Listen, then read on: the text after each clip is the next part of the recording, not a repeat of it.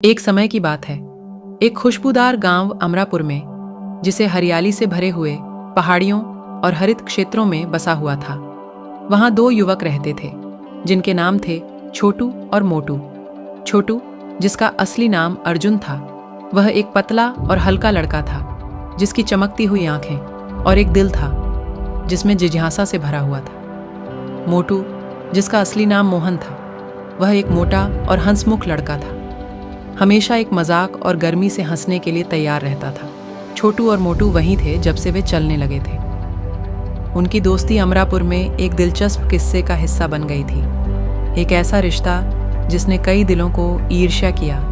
वे हर काम को साथ में करते थे, अपने परिवार के पशुओं का देखभाल करते थे और वनों की खोज में जाते थे। उनके दिन हंसी, साहस और बेशुमार साझा किए जाने वाले रहस्यों से भरे हुए थे। जैसे जैसे लड़के बड़े होते गए, उनकी दोस्ती अटूट रही।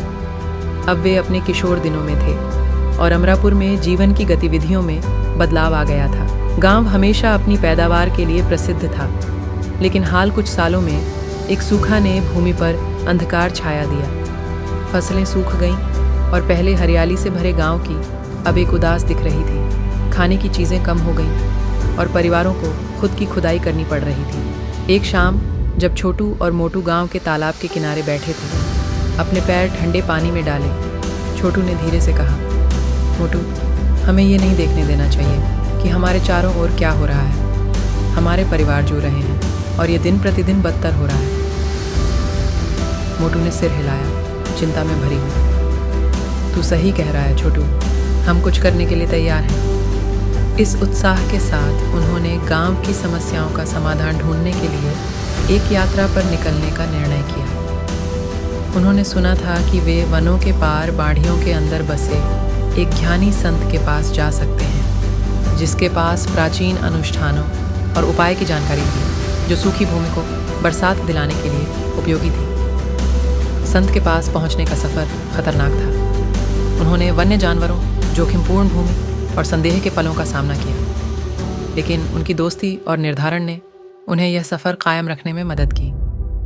अनगिनत खोज के बाद वे अंततः संत के आश्रय में पहुंचे, जो एक विशाल बरगद के पेड़ के नीचे छिपे एक गुफा में बसे थे। संत एक कमज़ोर और बूढ़ा आदमी थे, जिनके लंबे और बहते हुए दाढ़ी थी, ने उन्हें गर्मी से स्वागत किया। छोटू और मोटू ने अपनी गांव की परिस्थितियों की व्याख्या की और संत से उनकी मदद के लिए प्रार्थना की। संत ध्यान से सुने और फिर दयालुता भरे स्मित के साथ मुस्कुराए। बच्चों, उन्होंने कहा, मैं तुम्हारे दिलों की पवित्रता और तुम्हारी दोस्ती की मजबूती को महसूस कर रहा हूँ। मैं तुम्हें एक अनुष्ठान सिखा सकता हूँ, लेकिन तुम्हें यह वादा करना होगा कि तुम इसका सिर्फ अपने गांव और उसके लोगों के भलाई के लिए ही उपयोग करोगे। छोटू और मोटू खुशी खुशी स्वीकार किया और संत ने प्राचीन बरसात बुलाने की उपाय की जानकारी देना शुरू किया। यह एक जटिल अनुष्ठान था, जिसमें सटीकता, समर्पण और अदल बदल की अपूर्ण श्रद्धा की आवश्यकता थी। लड़के अमरापुर वापस आए और अपने प्राप्त ज्ञान को गांव के लोगों के साथ साझा किया।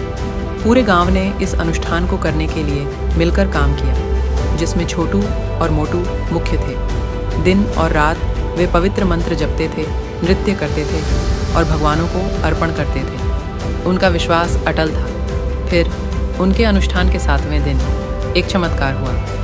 आकाश में काले मेघ जमे, गर्जन हुई और बूंदें गिरने लगी। ऐसा था मानो आसमान स्वयं ने गांव वालों की प्रार्थनाएं सुन ली। सूखा खत्म हो गया और अमरापुर की खेतों में वो जीवंतता वापस आ गई, जो सालों से नहीं देखी गई थी। गांव वाले हर्षित हो गए और छोटू और मोटू योद्धा बन गए। लेकिन लड़के हमेशा विनम्र रहे, हमेशा उनकी सफलता को संत की ध्यान और उनके गांव के लोगों की एकता का श्रेय देते रहे। जैसे जैसे वर्ष बीते, छोटू और मोटू आपसी सहयोग देने के लिए हमेशा तैयार रहे। उन्होंने अपने गांव में नेतृत्व की जिम्मेदारियों को साझा किया, आने वाली पीढ़ियों के लिए उसकी समृद्धि को सुनिश्चित किया। उनकी दोस्ती ने सबको प्रेरित किया कि आपके दोस्त के साथ आप किसी भी समस्या का सामना कर सकते हैं। छोटू और मोटू का रिश्ता सबके लिए आदर्श बन गया, जो उन्हें याद दिलाता था कि आदर्श दोस्ती विश्वास, वफादारी और स्वार्थहीनता पर बनने वाला है। वो किसी भी चुनौती को पार कर सकता है। उनकी कहानी का सिख हमें स्पष्ट था।